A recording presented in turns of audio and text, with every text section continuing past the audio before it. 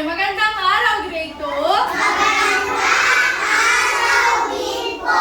Okay, bago po tayo umupo at magsimula sa araw, tayo po muna ay umupo at damhin ang presensya ng Panginoon. Sa ngalan ng Ama, ng Anak, ng Espiritu Santo, Lord, nawa ho gabayan niyo ho kami ngayong araw. Bigyan niyo ho kami ng sapat na lakas, sapat na talino, para po ngayong araw at sa mga susunod pa po na araw. Lagi niyo po kami ingatan at ilayo sa kapahamakan. Yun lamang po ang aming samot dalangin sa pangalan ni Jesus, na aming tagapagligtas, sa ngalan ng Ama, ng Anak, ng Espiritu Santo.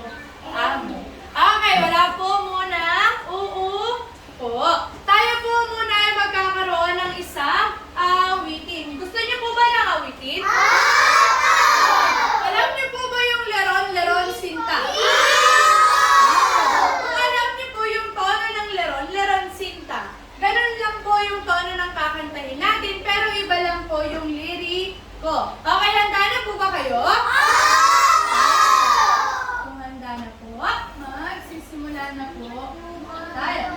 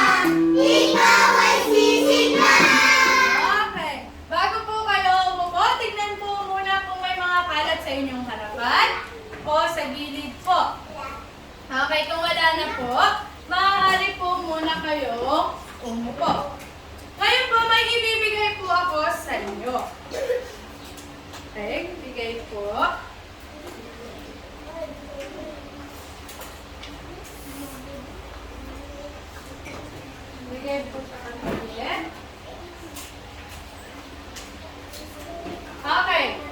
Gamit po ang mga bagay na ibinigay ko sa inyo. Gamit po yan. Tutukuyin nyo lang po ang bagay na ipapakita ko sa inyo kung ligtas o hindi ligtas para sa inyo. Kapag po ligtas, ang itataas po ay thumbs up. Kapag naman po hindi ligtas, ay thumbs down. Okay, sasabihin nyo muna po kung ano ang bagay. Maliwanag po? Okay, simulan na po natin.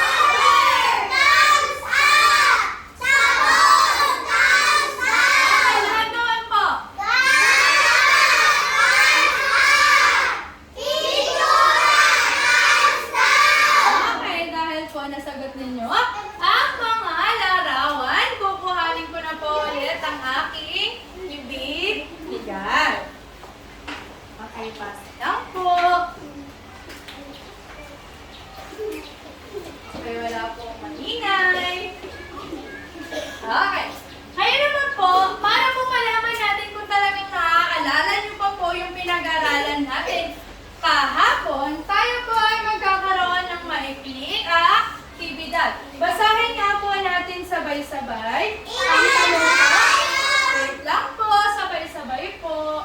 Antayin po munang lumabas yung araw bago po magsimula. Okay, paano po?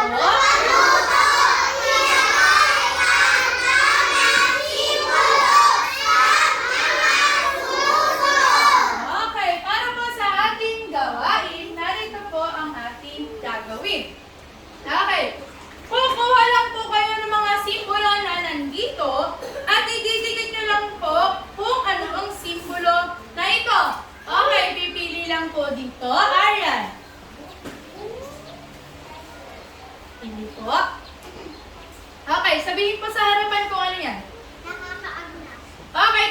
ba si Aryan?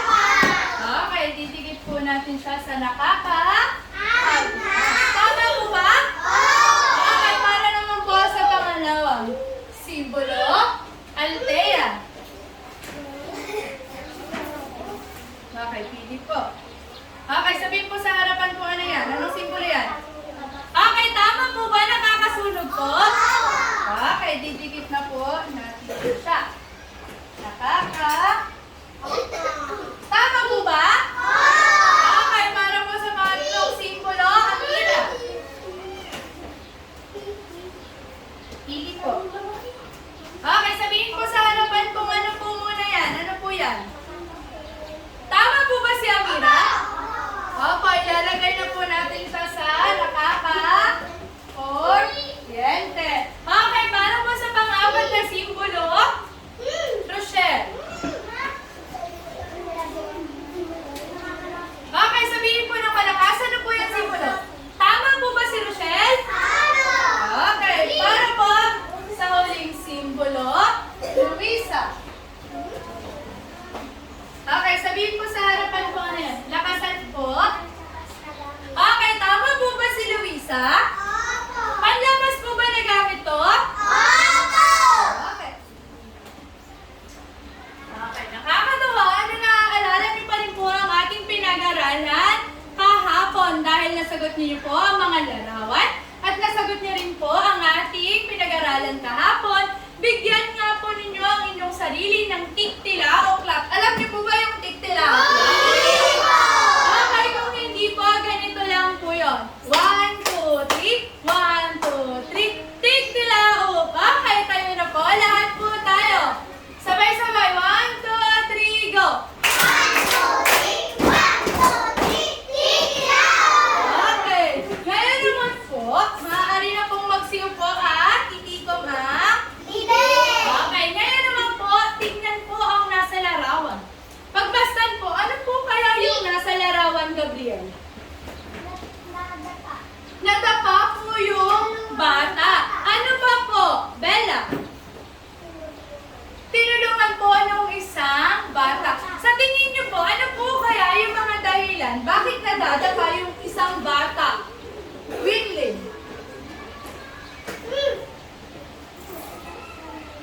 Baka po, nadulas siya. Ano ba po, Siren? Baka po daw kasi takbo ng takbo. Ano ba po, James? Baka po natalisod sa bato. Kayo po, kapag nakakita kayo ng batang nadapa, tutulungan niyo po ba? Pagtatawanan niyo po ba? Okay, tama po. Kapag nakakakita kayo ng batang nadapa, ito po ay dapat hindi pagtawanan at dapat tulungan. Ngayon, tignan naman po ang pangalawang larawan. Ano po? Ang nakikita ninyo sa larawan. Yes, Jimwell. Sinasabatusan po yung bata. Sa tingin nyo, saan po kaya papunta yung bata? Rochelle. Sa paaralan po. Kayo po, pag ginagaya kayo ni nanay, ni tatay, ni ate o ni kuya, may paalala po ba sila sa inyo kapag pumapasok kayo? Ano po yung mga paalala nila sa inyo? Dapat po ba nagmimi na nagmimi pag nagtataas ng kamay? Ano po ang tamang gawin? Itaas lang po ang kamay. Okay. Ano po ang paalala ni nanay sa'yo, Althea? Huwag po umaakyat sa puno. Bakit dapat hindi tayo umaakyat sa puno? Baka po kasi mahulog tayo. Ano ba po yung paalala ni nanay? Ano ba po yung mga paalala niya sa inyo? Yes, Jairo. Huwag po iduyan yung upuan. Bakit dapat natin hindi iduyan ang paglaruan yung upuan? Baka po ano ang ilaw? Baka po tumba. Ano ba po ang paalala nila sa iyo, Amira? Huwag po tumatawid sa kalsada. Bakit dapat hindi tayo tumatawid sa kalsada? Baka po kasi aksidente. Okay, sinusunod niyo po ba lahat ng paalala? Okay, tama po. Dapat sinusunod natin lahat ng mga paalala nila nanay,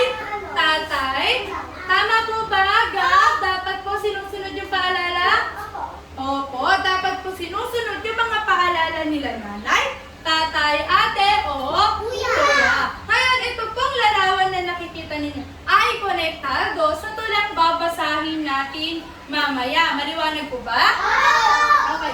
Pero bago po tayo dumako sa ating tula, narito po muna ang mga pangatlupan na tanong na dapat natin sagutin mamaya pagkatapos basahin ang tula. Maliwanag po ba? Okay, basahin mo nga ang unang tanong. Miracle.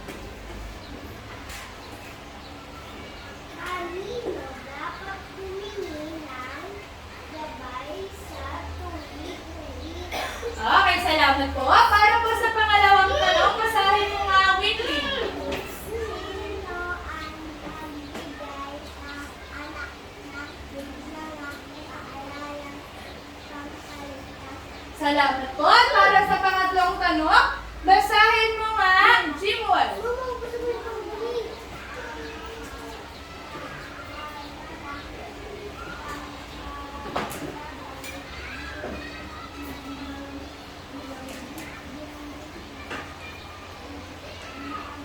Okay, salamat po. At para sa huling tanong, basahin mo nga Siren.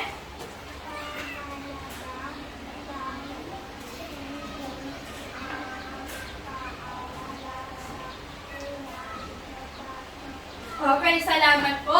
At bago tayo ulit umako sa ating tula, ito po muna ang mga dapat natin gawin sa tuwing tayo ay nagbabasa.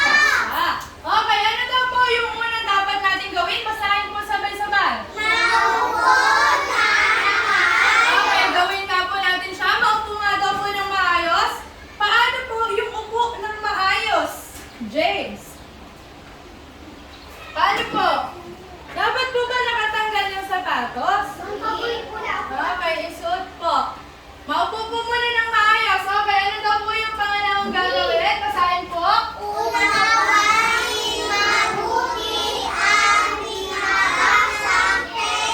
Okay, pangatlo po.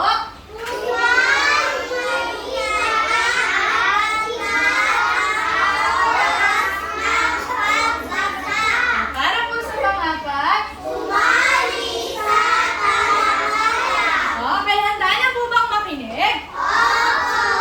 Okay, para po sa ating tula, handa na po bang makinig? Nakatikom na po ba ang bibig? Okay, para po sa ating tula, narito po ang ating tula. Para po sa pagbabasa ng tula, kayo po muna ang unang babasa, kayo unang pangkat, at susunod ay ang pangalawa, pangkat. Okay, ang pamagat po ng ating tula ay pakinggan mo, anak. Ano po ang pamagat? Okay, tayo na po. Unang pangkat.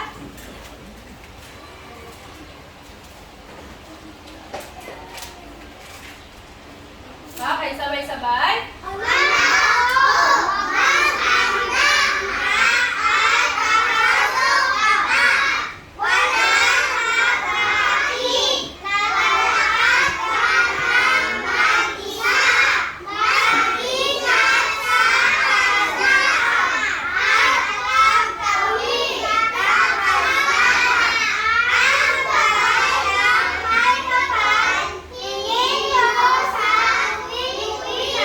Okay, saan daw po hihingi ng gabay sa tuwi-tuwi na?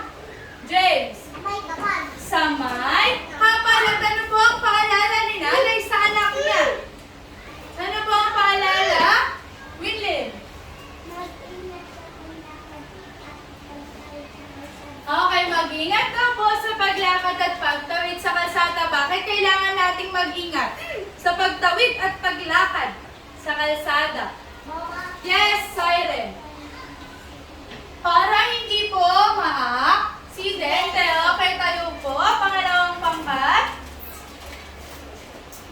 Okay, basahin po. Sabay-sabay.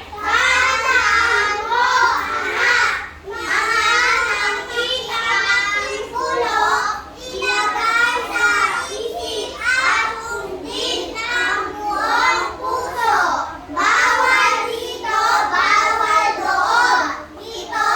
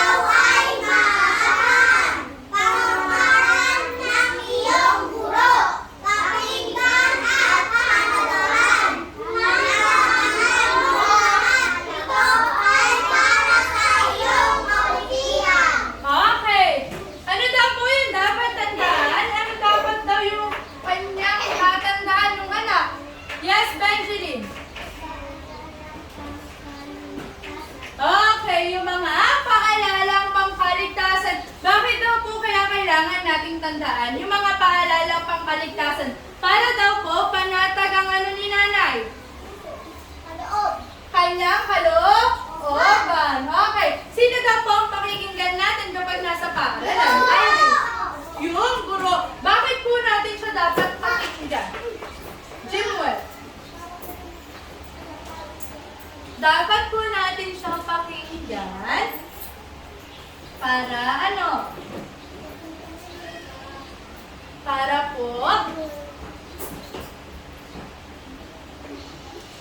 po hindi tayo masaktan. Kasi sabi nga daw po, lahat daw po ng pangaral ng ating guro ay para sa ating kabutihan. Okay. Dahil tapos na po nating basahin ang ating tula, tayo po ay dadako na sa ating mga pamatnubay na tanong. Okay, handa na po ba? Okay, ayos po ulit ng upo. Para po sa ating pamatnubay na tanong, basahin mo nga ang unang tanong, Lucila.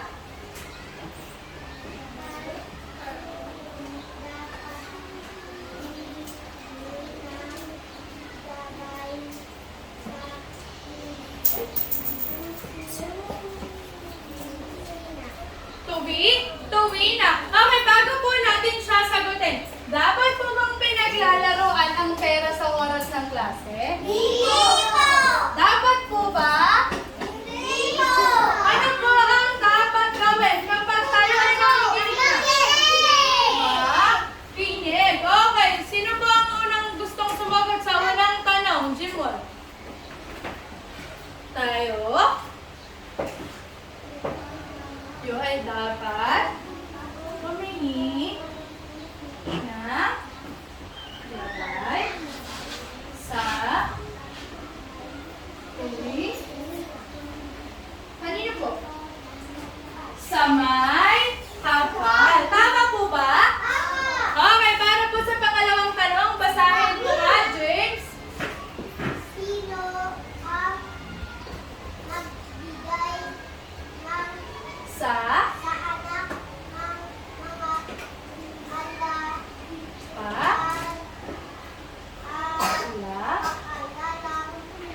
pa Okay, sino daw po kayang nagbigay sa anak ng mga paalalang pangkaligtasan? Siren. Ang nagbigay po na mga paalala sa anak ay si nanay. Tama po ba?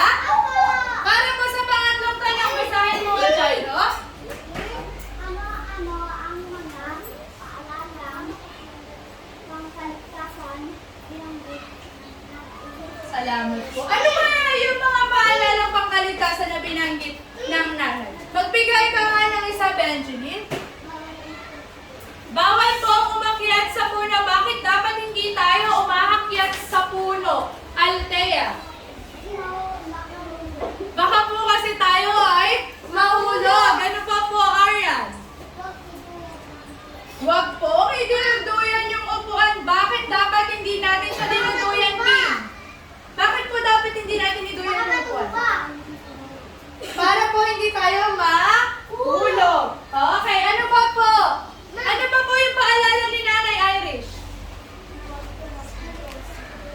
Huwag pong tumatakbo sa hagdanan. Bakit daw po dapat hindi tayo tumatakbo sa hagdanan, Rochelle?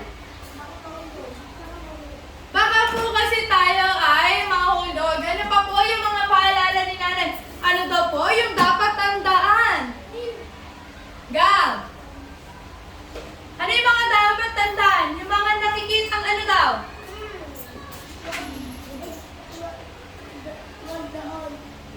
Ano po yung wag doon? Yung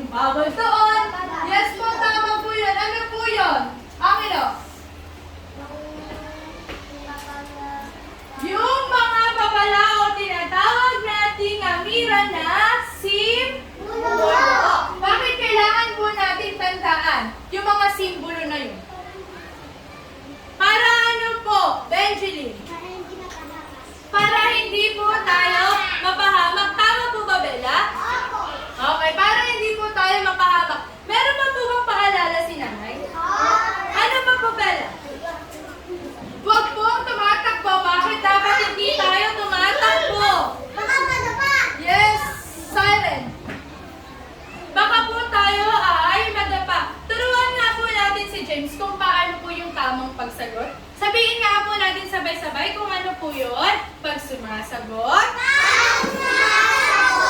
Itaas? Okay. Antayin po kung kayo ay tatawagin. Tama po? Ay, paalala pa po ba si nanay? Meron pa po ba? Ano po po yan ang Mosi?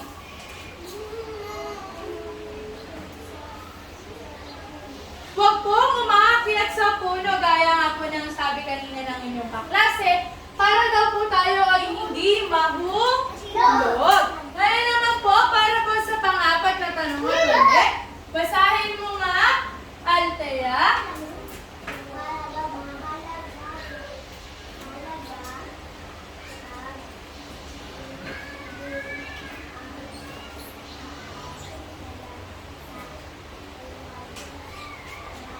Okay. Mahalaga po bang sundin natin yung mga paalala sa tula? Mahalaga po ba, grade 2? Okay, bakit po mahalaga? Yes, kid. Bakit po mahalagang sundin natin yung mga paalala ni nanay o yung mga paalala nga sa tula? Para po tayo ay hindi umapahamak. At bakit po kailangan nating makinig sa guro tuwing tayo ay nasa paaralan? Yes, Bella. Para po hindi tayo mapagalitan o mapahamak. Dahil daw po ang pangaral ng guro ay para sa ating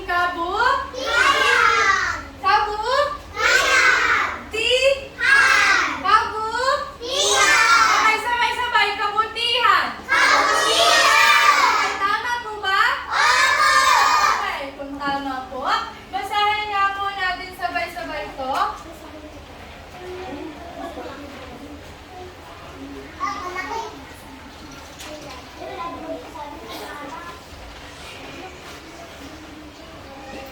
Okay. Tahimik lang po. Okay, basahin po natin sabay-sabay.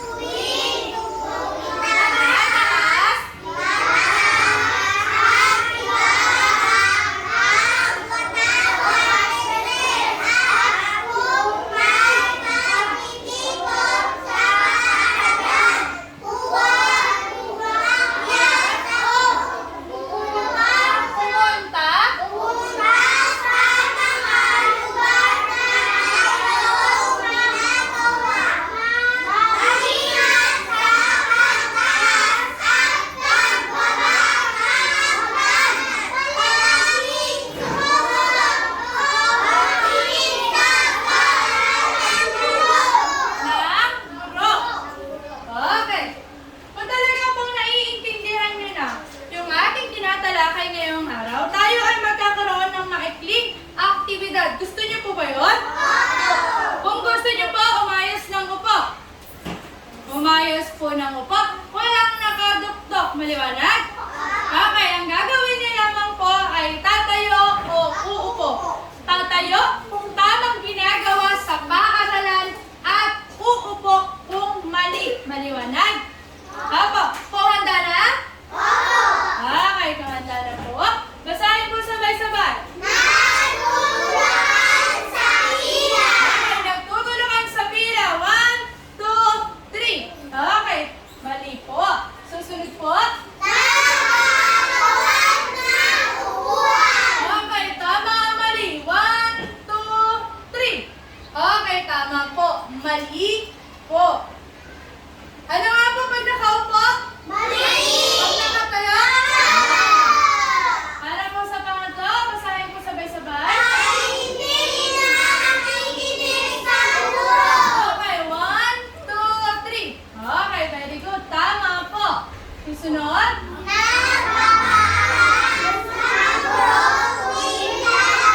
Okay, nagpapaalam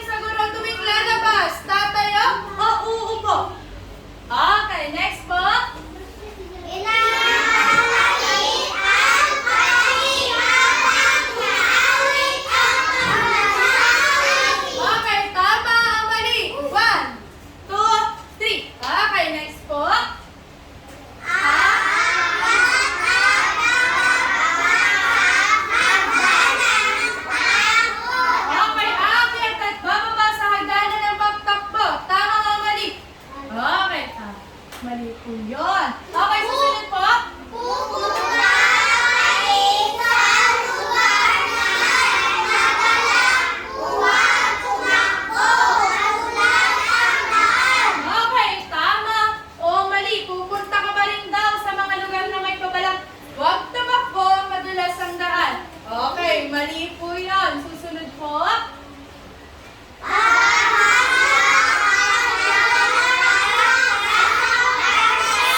Okay, makinig po. Susundan po yung araw. Maliwanag? Okay, dahan.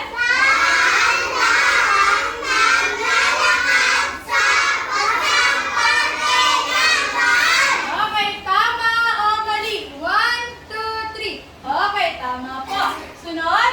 Hindi pupunta ang lugar na madalang huwag malapit sa lugar dahil baka ako ay mawawa. Okay, tayo. O, upo. 1, 2, 3. Ano po yung James? Turuan po natin si James sa si Lucila. Ano po yung tamang sagot doon? Tama po ba na hindi tayo pupunta sa lugar? Tama po ba? Maligaw po. Sabi ni James, ano po kaya yun? Pupunta po ba tayo sa lugar na may pabalang maglalapit sa lugar? Tama. Hindi po, di ba? Dapat po hindi tayo pupunta saan? Sa lugar. Ngayon, upo o tayo? Okay, sunod po.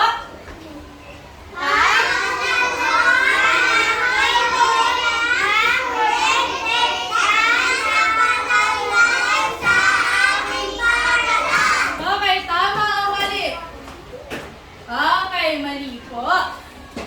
Ngayon, naiintindihan niyo yung mga paalalang pangkaligtasan. Magkakaroon po naman tayo ulit na pangkatang gawain. Ngayon naman po, pangkatang gawain na siya. Pero bago po tayo dumako sa pangkatang gawain, tayo po muna itadako kung paano kayo mamarkahan sa inyo puntos. Okay, kayo po ay magkakaroon ng 3 puntos kung nagagawa ang aktibidad ng maayos, nasasagawa lahat ng aktibidad na susunod ang panuto ng pinaka-mahusay. 2 puntos naman po kung mas mahusay at 1 puntos kung mahusay. Maliwanag po? Okay po. Para po sa pangkatang gawain, ito po ang unang pangkat, pangalawang pangkat, at pangatlong pangkat. Maliwanag? Okay, para po sa unang pangkat, tayo po, basahin yung panuto. Unang pangkat lang po. Okay. Wait lang po. Panuto. Ang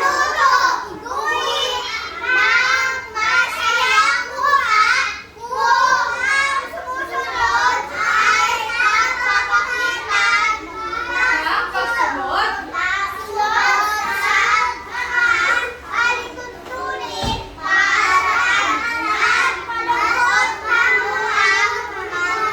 Kung hindi. Okay, para po sa pangalawang pangkat, tayo na po. Basahin po sabay-sabay.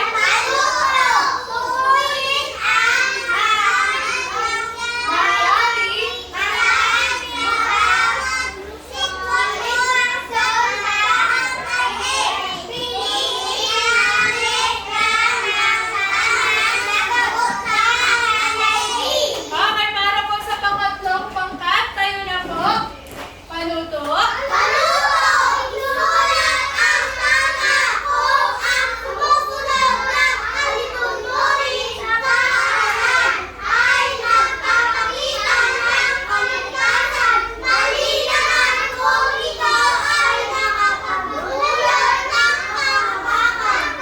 Okay, para po sa unang pangkat, dito po kayo. Punta na po dito unang pangkat, pabilog po. Hindi po ganyan ang tamang pagpunta. Pabilog po.